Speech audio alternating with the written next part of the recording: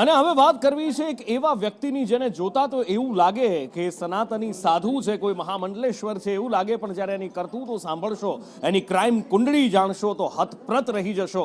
જી હા, બંટી પાંડે ઉર્ફ પીપી પાંડે, એક સમયે રાજનનો, છોટા રાજનનો રાઈટ હેન્ડ, દાઉદ ઇબ્રાહિમને મારવાના ત્રણ પ્રયત્ન કરનાર, જેણે દક્ષિણ ગુજરાતમાં તરખાટ મચાવ્યો હતો, એ બંટી પાંડેને ઝડપી પાડવામાં આવ્યો હતો. કોર્ટમાંથી ટ્રાન્સફર વોરંટ લઈ અને એને એક જેલમાંથી ગુજરાત લાવવામાં આવ્યો હતો અને ગુજરાતની કોર્ટમાં રજૂ કરવામાં આવ્યો હતો. શું છે એની ક્રાઇમ કુંડળી, કેવો તરખાટ એને મચાવ્યો હતો, આઝમ પાસેથી જાણીએ. આઝમ,